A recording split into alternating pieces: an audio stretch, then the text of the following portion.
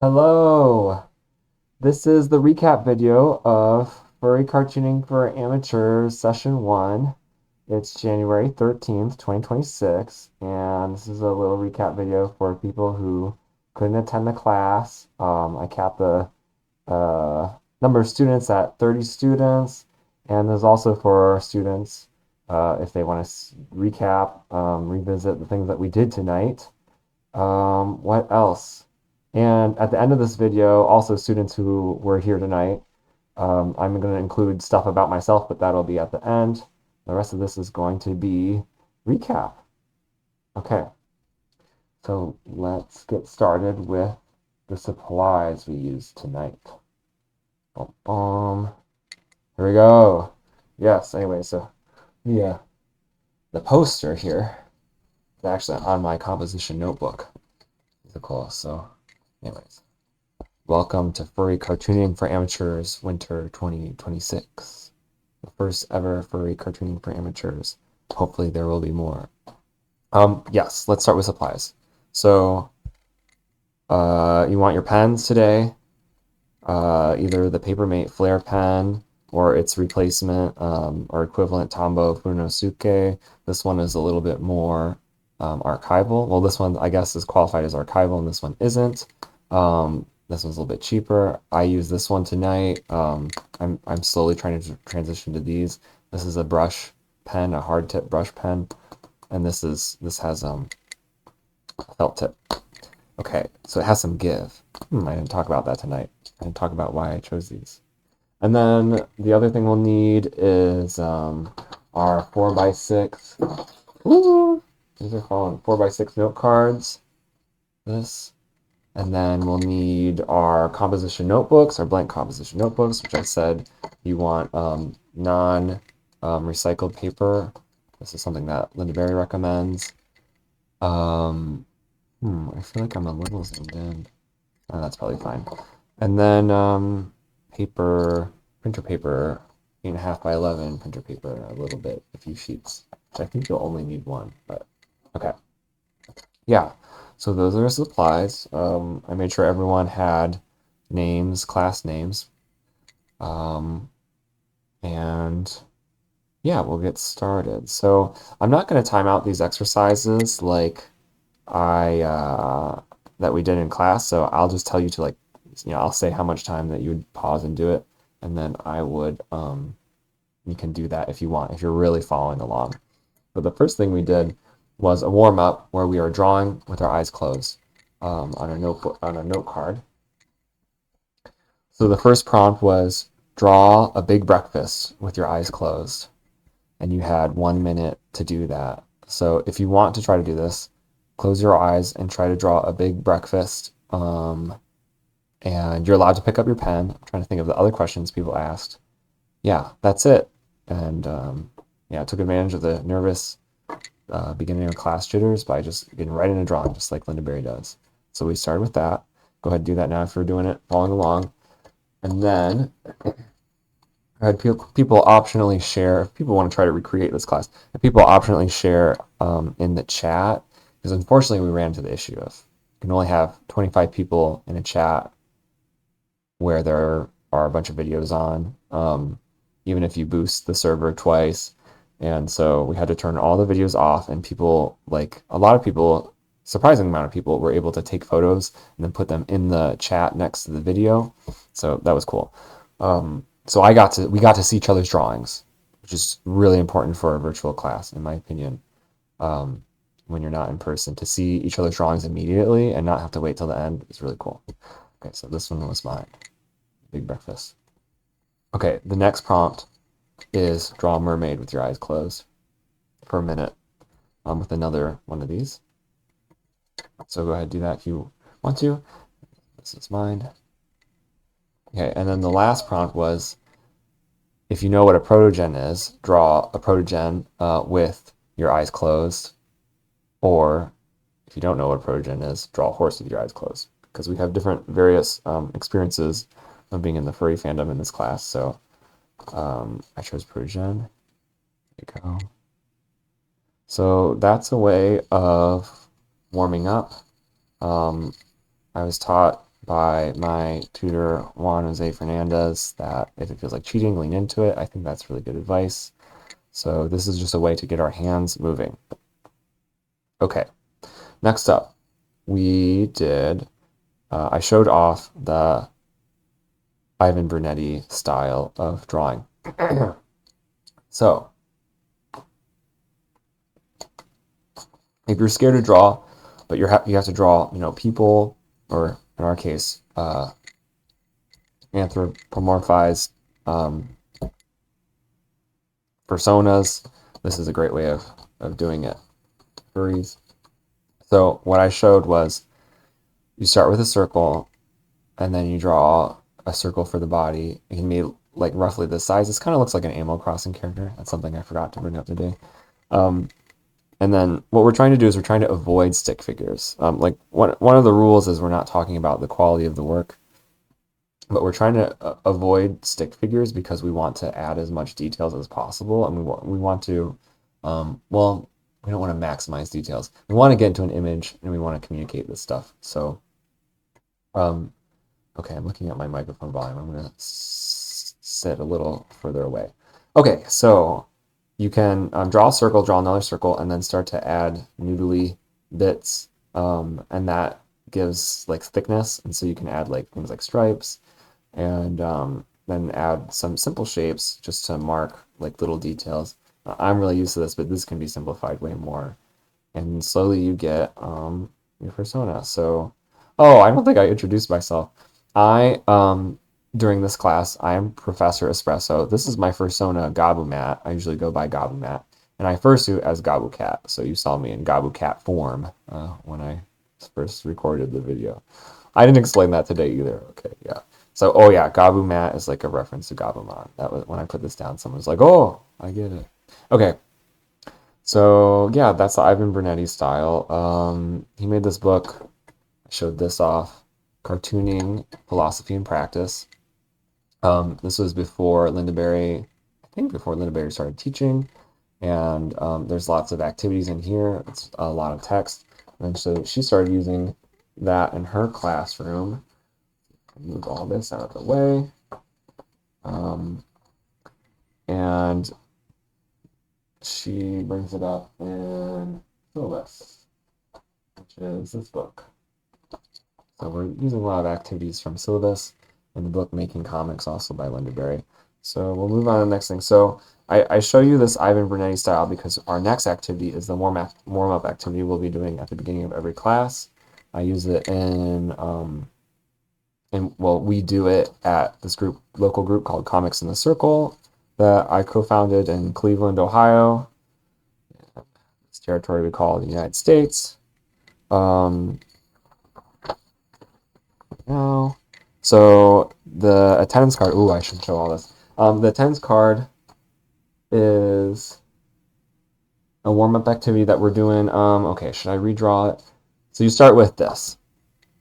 And what you do is you draw a frame and you put your name. We use our class name in the top left and the date at the top right. And spoiler, this is what it looks like. So you can go ahead and do that part.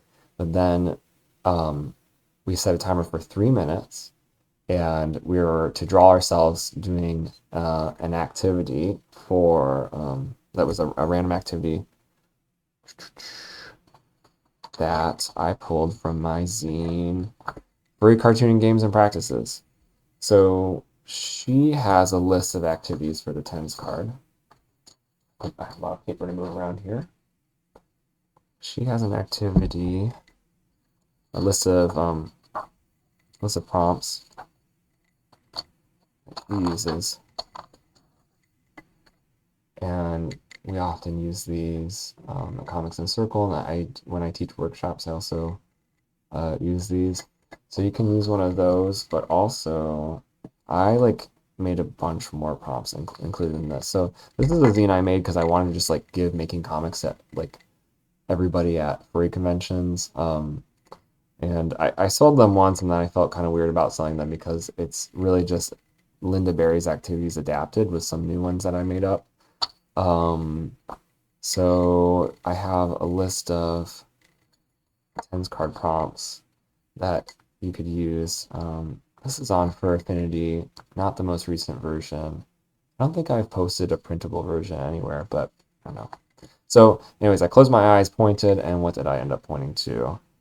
Um, in a music video. I just closed my eyes, pointed, boom. In a music video. That was our prompt. So draw yourself in a music video for 3 minutes. And before I say, go ahead and do this, I'm going to say, try to keep adding details even when you feel like you're done. We're trying to get into an image, and we're trying to, what else do I want to add? We're trying to get into the image, and it's a warm up, and it's not like something that's going to be like, oh, an amazing finished piece. Like we're not trying to communicate anything here. The goal is to just try to get into image as much as possible. So like, I was like, oh, I guess something's in the back here. I drew myself in Pink Pony Club. Okay, it's Chapel Roan, and I started with a circle, and I just kept adding details and just filling things in. Lines are crossing over. I want you to go right in with pen. Um, so I think that's everything I want to say. Yes. So go ahead if you're following along. Set a timer for 3 minutes. Go ahead and do this. Okay. So then we had our tennis cards, and usually, I wish we had our cameras on, but this worked too. We would hold them up to the camera and have them look at each other, and that adds magic to the whole experience. Where we try to treat them like beings, almost, and we try to be nice. And again, one of the rules of the class is we don't talk about whether or not we like our own drawings. We don't talk about whether or not we like other drawings. Yeah. Sorry, I was distracted by the camera here. Okay. And we don't really talk about the work. What I'm going to respond with usually is good, and that's about it. And that just helps us keep drawing. Okay, so we'll move on to the next thing.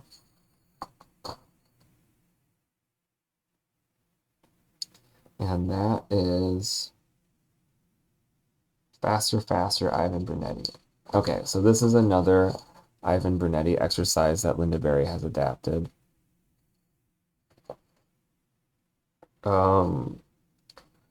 And I don't need to show it. I don't need to show her explanation of it.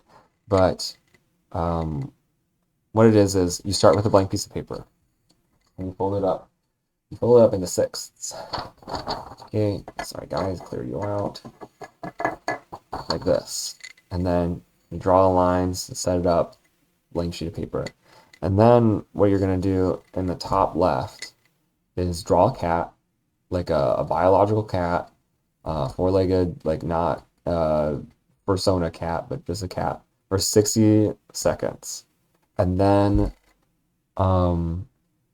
is there anything else I want to say before you just do that? I kind of don't want to show it. For 60 seconds. And then, yeah, I'll keep going. And then you'll do it again for 45 seconds. Do it again for 30 seconds and try to draw the same cat. And then 20, and then 10, and then 5. So go ahead and do that. This is just a exercise to get our hands moving again and try to see what you can draw in a certain amount of time and what a boiled down drawing could look like. And then we had a bunch of people share their experiences with this. That was very good. And it was very difficult for us to not say, I like this cat the best, or this one was my favorite. Even that is like, I feel like too much. It's hard not to talk like that, but the goal is to be like, oh, I was experiencing this, or I was stressed out, or I was looking for things like that, or I was surprised that I could do this and that. It's really tough, but it was very valuable to hear what people had to say. Okay. So that was Faster, Faster, Ivan Brunetti. Get a sip of water. Okay. Then we took a bathroom break. And then we introduce the composition notebook. So the comp book is vital to this class.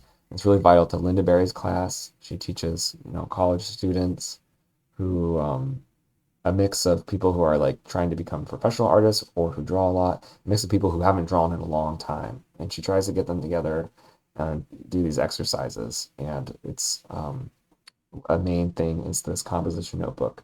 So what I did was I just read from syllabus how she describes the composition notebook. And I'm not going to read it for you now because you can just pause it. I was kind of excited to show off this Quimby's bookmark, Chicago, really cool bookstore. So here, I'll let you look at that. You can pause it if you want to read it, and then I'm going to move it up. Okay, this is a great introduction to how she describes the composition notebook. We want a composition notebook that works well with ink and even watercolors and colored pencil so that we can just really do whatever we want with it, including taping things in and gluing things down. I don't glue things down, but I use this double-sided tape. And someone said, yes, that is pretty archival. So I'm feeling even more confident than ever about recommending this. So yeah, so the composition notebook, one way to start it is to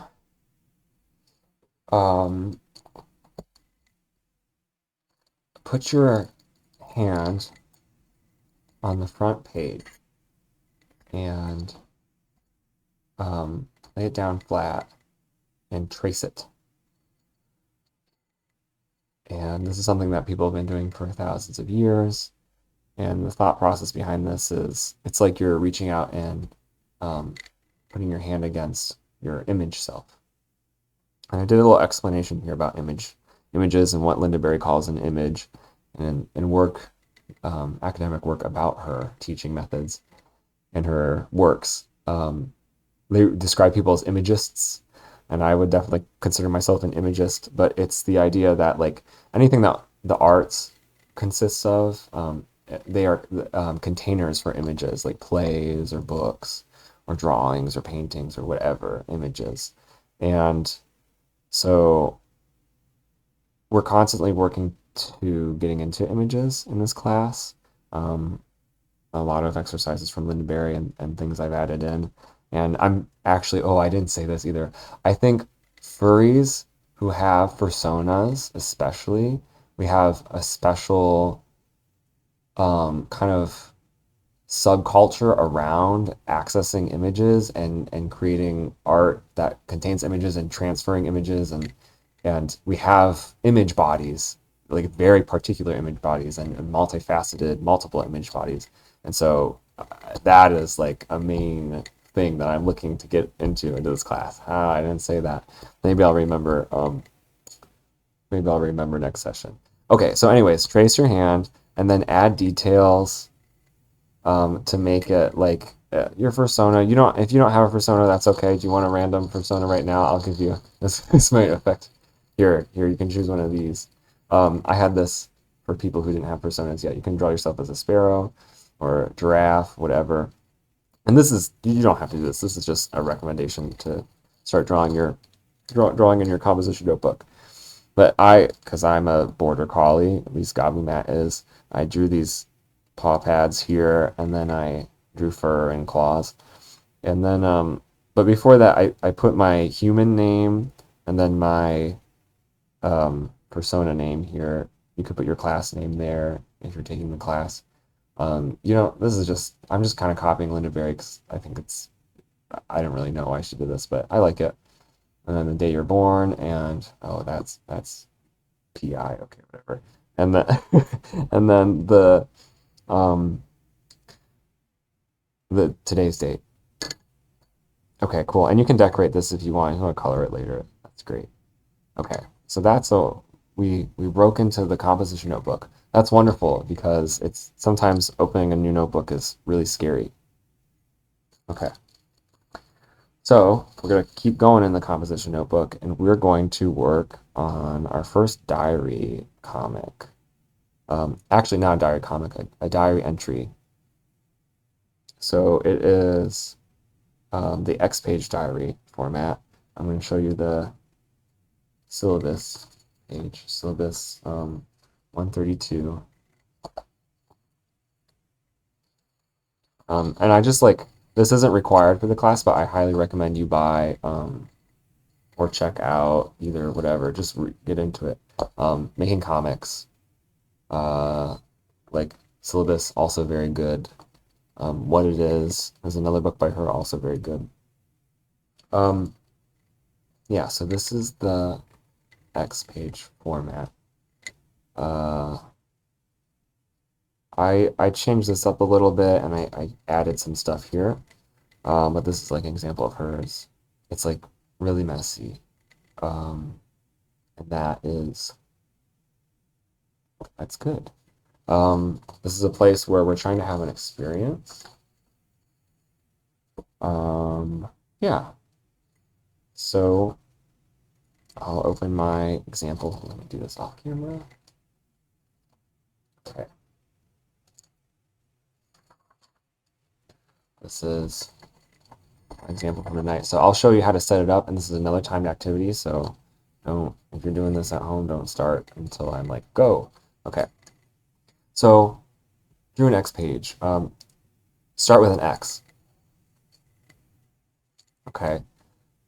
That is a way to make sure, it's like a little psychological trick to be like, a story can't happen on a page with a big X on it, right? Something nice can't happen, or something, intentional can't happen. It's just kind of like it turns into a scrap page. And then write did, and seen, and then heard, then questions, gratitude. I kind of reverse this sometimes. It's not super important. And then whatever you think is going to get you to actually do this, you can number like 1 through 7, 7 things here and here for did and seen. Or you can not do that and just start with a bullet point, and then you're going to have 3 minutes to do the did section and only the did section. Okay, so you're going to write things that you did today, or within the past 24 hours. You might be doing it at lunch, you might be doing it in the morning. Just try to do the past 24 hours. And we're going to do, today. And then it'll be we did 3 minutes. It could be like 2.5 minutes. And when I do this alone, I usually don't time it. I'll say that much. But if you want to start a timer, do 2 minutes, things that you did. Go ahead, start. And then after that, things that you saw for 2 to 3 minutes. Go ahead, start. And then sometimes I switch between them while I'm doing it.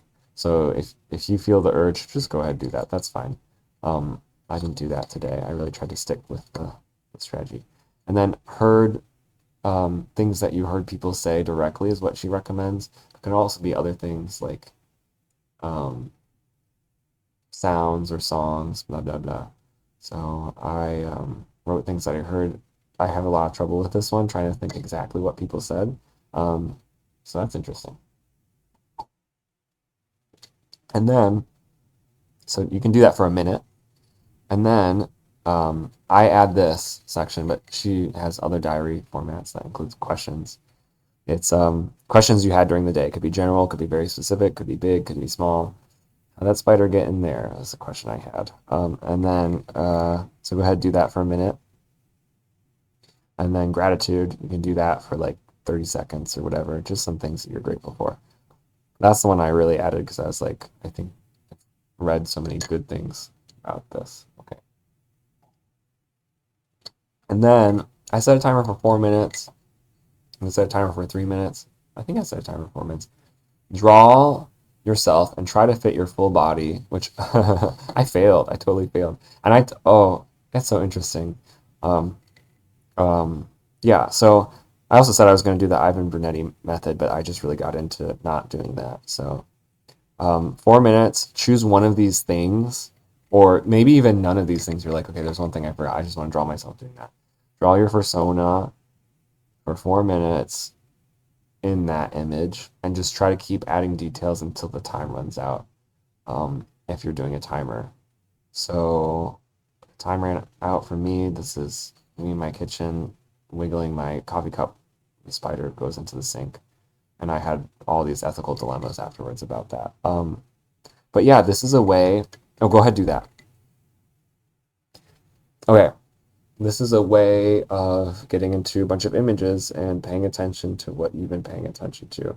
If you do this for a week, which is what I'm recommending, but it's totally optional. If you do this for a week, you'll start, the way you experience the world will start to change a little bit. So the optional homework tonight, this week, was do one of these every day, every night, and then you are allowed to post them in the Discord is what the thing was, but you absolutely do not have to. And I honestly think you should always be doing these without ever considering whether or not you are going to share it in the Discord or anywhere for that matter. And one of the things I recommend is like you probably want to share the drawing. You're probably going to draw it and be like, oh yeah, yeah, yeah, yeah. And you can just cover it up or digitally edit it, whatever, and just share the drawing. I've done that with in some cases.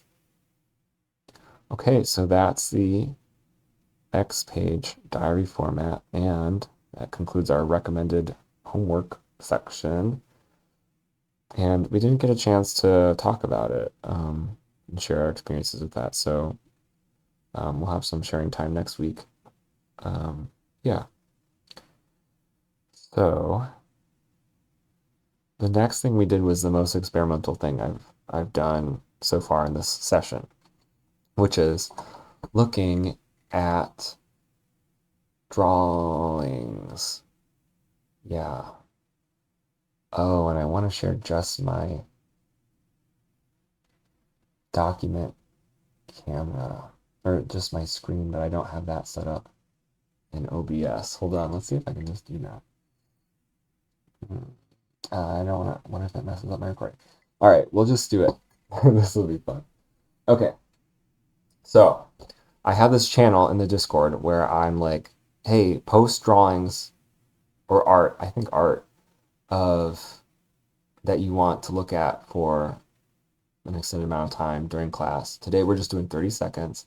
This is this thing I'm copying from Marilyn Frasca's class, who was Linda Berry's teacher in college and got her into this whole imagist idea of looking at things. And it was multiple different kinds of artists. And I think I read an interview of hers that was like they went up to even like an hour looking at a piece of work.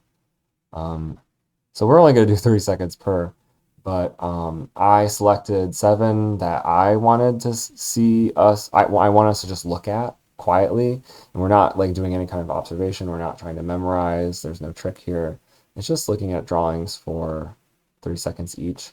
And I'm not trying to shock anyone. I think I was thinking about that as I was putting it together. Is I'm not trying to like be like, oh, like what about this and then this and this. I'm just like, what would be useful and like interesting, and I guess I'm trying to go for like what's going to really affect us, um, and what's going to surprise us. And I just don't know. I've never really done this. So here we go. I'm going to just show you the images slide by slide, and then you can pause it for 30 seconds or for 30 minutes if you want. But I don't have I'm afraid to switch my OBS settings, so I'll just be in fursuit here.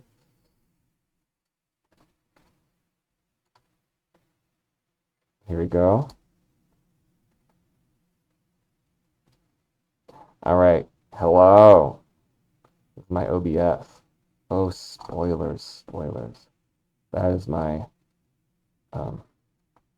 about me section that's coming up here. Okay. Okay, and so what I'm going to do at the beginning of each one, well, what I did, I'll say, is I read the name and the year, the name of the artist and the year that it was made. So this was Ken Cougar, 1995. Go ahead, pause it. And then next up we had Kitty Mortis. I didn't say this. I didn't want to bias anyone, I guess. Kitty Morris, a good friend of mine, 2025. And then for 30 seconds, we looked at Bill Beagle, 2025.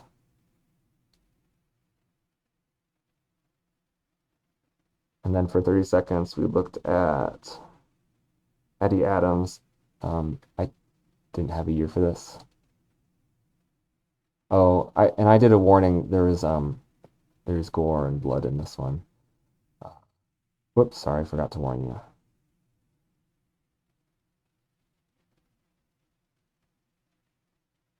Okay, I'm just getting sucked into it. Okay, and then you can pause it for 3 seconds if you want. And then Kiwi Sodas, this was 2026. And then it was Scoopy 2025. Oh, no, wait. Oh, I missed it. Oh, sorry, spoilers. Wolf's Road 2015. This is not Kiwi Sodas, or this is not Scoopy 2025. I just rearranged the slides and everything, so we looked at this for 30 seconds. Let me get the Scoopy.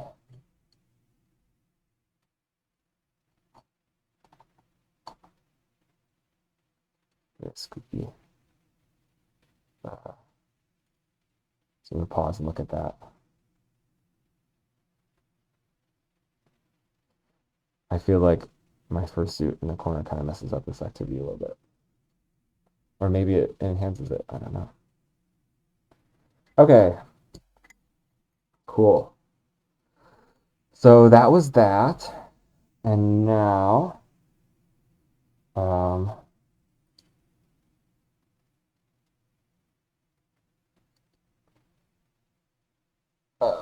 we're going to the next thing, which is, oh gosh, we're doing it live. Um,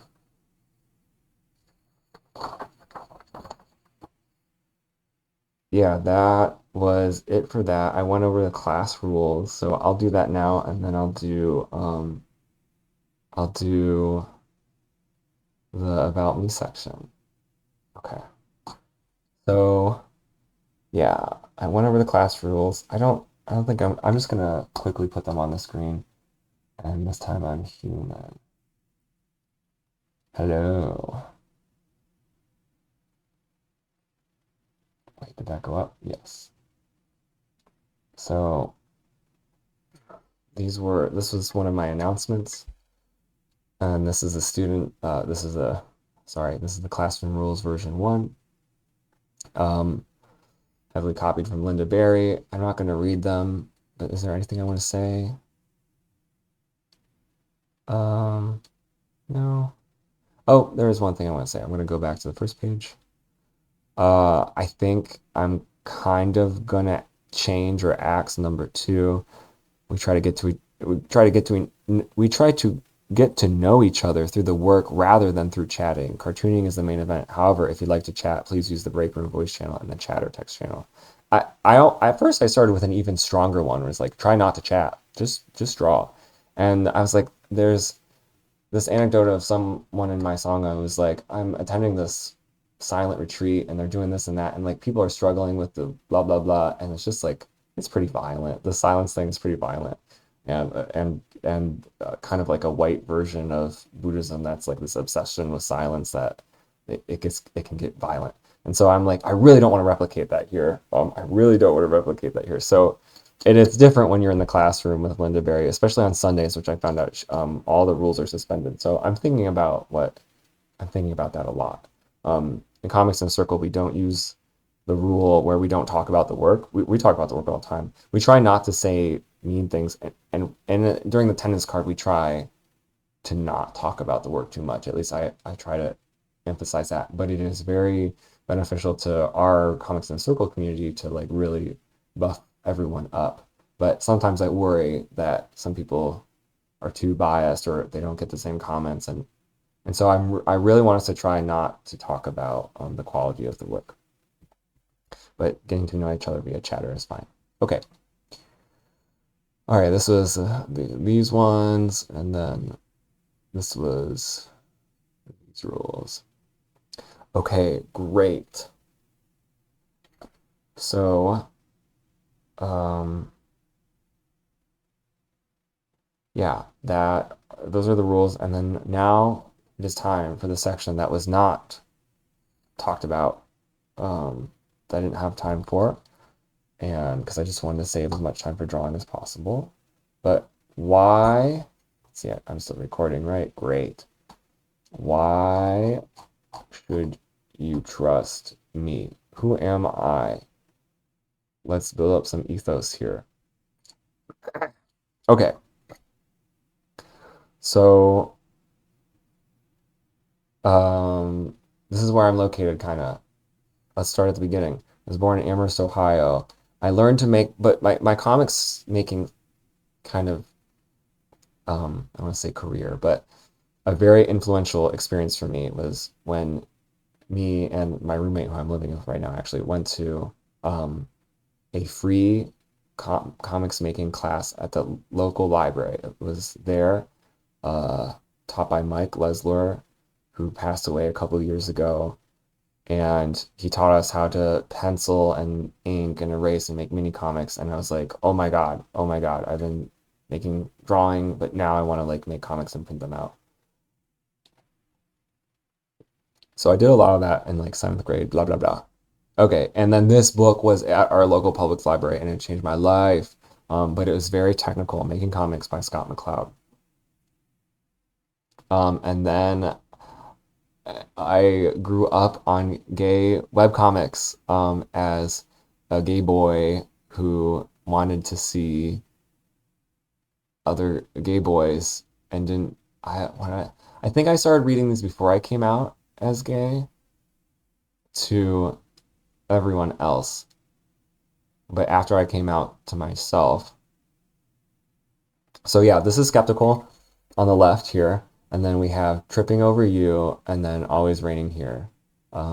This is before. This is like probably right before Heartstopper. This was on Smack Jeeves and on trippingoveryou.com, right? And I think Always Raining Here had their own website. So, oh my God, gay webcomics. And this is around the time when I first started looking at gay furry art as well. And then I went to engineering school for engineering. I had no interest in going to art school, but I was interested in trying to become a writer. And my parents were like, "You should figure that out in 1 year." And I didn't fail out of engineering school, so I was like, "I guess I'll keep doing it." There I am working on a robot. I'm helping my teammates work on a robot at ThinkBox, which is where the first um, furry convention in Cleveland since 1996 happened just this past year. Holy crap. So that was really weird and cool. A mini convention this year. It was just 1 day. Anyways, so I went to engineering school. What's this next slide? Okay, and then I took this comics and the graphic novel class where we read a bunch of comics graphic novel, and I first was introduced to Linda Berry's work. I was like, oh, she's crazy, right? And but then I got into um, graphic novels. And I was like, oh, graphic novels, indie comics, so interesting. This is so cool. And then I found Make It Then Tell Everybody, and my life totally changed. Every day, my engineering internship, I was listening to one or two episodes of Make It Then Tell Everybody, which was Dan Barry, not related to Linda Berry, did these amazing interviews. Amazing, amazing interviews. And he's so funny. British humor, oh, so funny. and just so many different types of cartoonists who were professional, semi-professional, like working day jobs, not working day jobs, making a bunch of money, whatever. Like interview those people, and then Dirty Old Ladies was a great podcast that I started listening to. These three female indie cartoonists and their perspectives and their careers. Spike Trotman, like meteoric rise, publisher, amazing publisher and cartoonist. And then graphic novel TK, which was the very careerist approach of alternative and indie comics, how to get a graphic novel published. Gina, what's her name? Oh, I don't have notes on this. Uh, who eventually got her own like tiny brand within Scholastic or something. I don't know. Was one of them. And that was like, okay, I started freaking out. I was like, I can do a web comic that makes money, blah blah blah, and then I can get a book deal, and like then I could stop doing engineering. Oh my God, I'm still in engineering school. And then I went to that's when I started making zines and started tabling at the local con, Genghis Con, and Cartoon Crossroads Columbus. I went to that. I didn't not just as an attendee, and Cake in Chicago, and Small Press Expo. Although that Small Press Expo was like in 2021 or 2022. But I was like, oh, indie comics. Oh my God, so cool. Not identifying as a furry yet, not part of the fandom yet. Let me say that. Okay.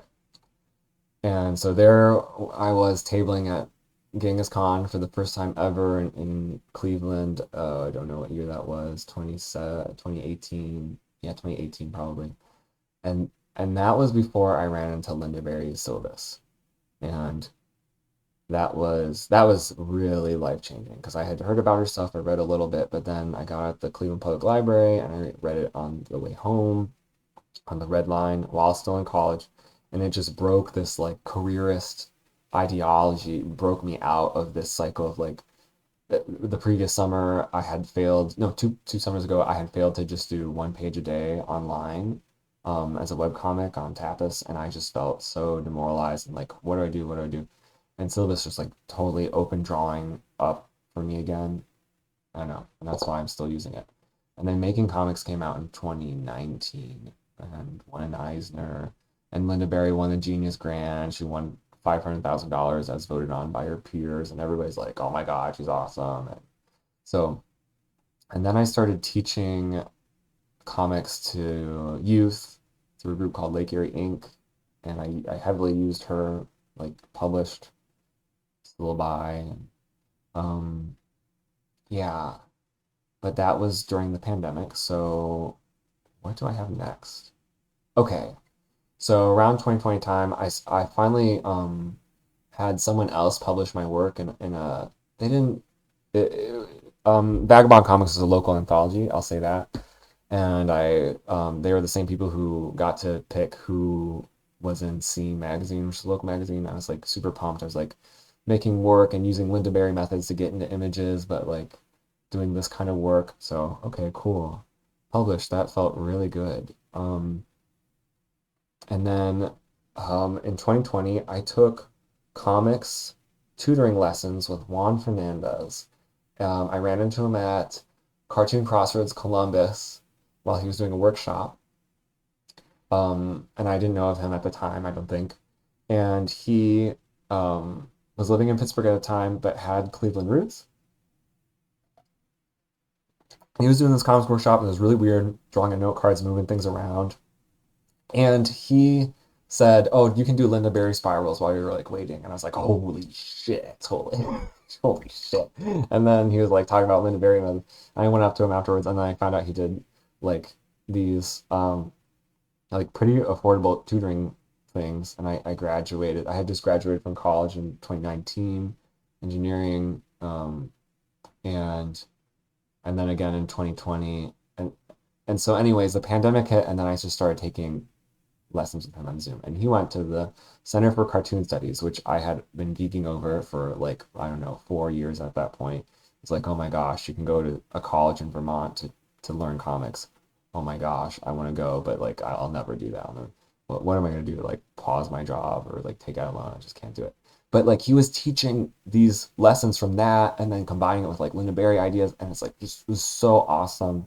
And he's like an amazing tutor. If he ever does tutoring again, I don't know if he's doing it right now, but like 100%, like he is so amazing and awesome. And then he taught this class comics making for the rest of us, and this class is heavily based off of that class, although the activities are very, very different, but the ideology is the same. And his class was like this. There's a lot of stuff out there about how to make a career out of comics, but what if we had a class that's focused on just the art form and just trying to do things for ourselves and different activities? So I took that class under him, and international cohort. just really cool. Um, so that happened. And then I co-founded this group called Comics in the Circle with a fellow alumni from Case. Her name is Katie Starr, and can I point she's right there. Um, and she and I wanted to do a comics club at Case, but we were graduating and like independently we had thought of this and we ran into each other at um, a thing at the public library that was called Coffee and Comics. Long story short, we launched it March 1st, 2020, and then the pandemic hit and we kind of let go of it for a little bit. And then in the fall of 2020, we started hanging up posters and saying, we're going to do it over Discord. Or no, we started doing it over Zoom. I don't know how we figured that out because a bunch of people had to like join a Zoom call at the right time. It was emails or something. And then we moved to Discord, and then, the pandemic started to let up and we could kind of meet in person. And so early on, I showed her Linda Berry stuff. I'm like, I want to run these activities with other groups of people. This would be so cool. And she was like, okay, I have these other activities that I want to do that's like based on all this technical stuff and something Silver's book or whatever. But we brought activities from all these other different places too. And then we like bounced back and forth, taking turns leading activities. And then we started opening it up to other people to lead activities. And then we started opening up the control of the group to be consensus based because I was obsessed with Food Not Bombs at the time. And I was like, everything has to be ran by consensus. So even though the Food Not Bombs group didn't even have meetings, okay, whatever, we had a group chat. But so consensus-based comics making group that met every other week, and just this community. This is when I think of sacred community. These are the people who show up in my mind, and sometimes we table and we sell stuff, but the focus is drawing games together, and has stayed the focus. But we do a annual anthology that we sell, and a Goose Poop, easy, free black and white zine um, that we give out for free and anyone can print it out. Okay. So comics in the circle, huge influence and really important. If you want to set up a local comics making group that runs kind of democratically, let me know. I can help you set it up. I got bylaws. I got bylaws for you. We transitioned into a member-based structure because then I got obsessed with Democratic Socialist America way of running things in our local chapter and all these things. And I was like, we need bylaws. We don't need consensus. Let's try this. Let's try to elect some officers, whatever. So also, I would love to do a furry cartooning group based off of this sometime, maybe after this class, if you're interested. Someone who was on the wait list already approached me. I won't get into it too much. And I was like, oh, what if we did it like this? And I think they got busy and that might happen. So yeah, um, let's talk. Democratically controlled furry cartooning group is something that I'm very much interested in. Especially one that wants to do activities like what we're doing. Okay, what's next? Okay.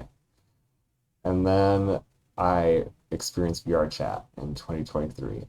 And that is what pushed me over the edge into becoming a full-blown self-identifying furry. Oh my God, life-changing. I'm like, I want to play VR chat. I need a persona now. I need to like make comics about this. So Gabu Mat was born out of necessity. I needed to get in VR chat. That's a Winterpaw base. So yes, VR chat. And then I started drawing furry comics. This is a collaboration with my boyfriend. He wrote it and I drew it. So this is a mini comic that I brought to a couple different conventions. Some of my first conventions. My first furry convention was Anthro Ohio 2023. So not that long ago. Not that long ago. And already I was like, okay, how do I merge all of my favorite things together? Okay. And then furry cartooning games and practices this is the answer. How do I merge all my favorite things together? What if I made like a Linda Berry version, or sorry, Gabumat version of Linda Berry's making comics. And I'm like looking at all these panels and stuff, and I'm like, oh, people are already doing this, and there are these furry practices like sketchbook swaps and badges. Oh my God, I'm still obsessed with badges.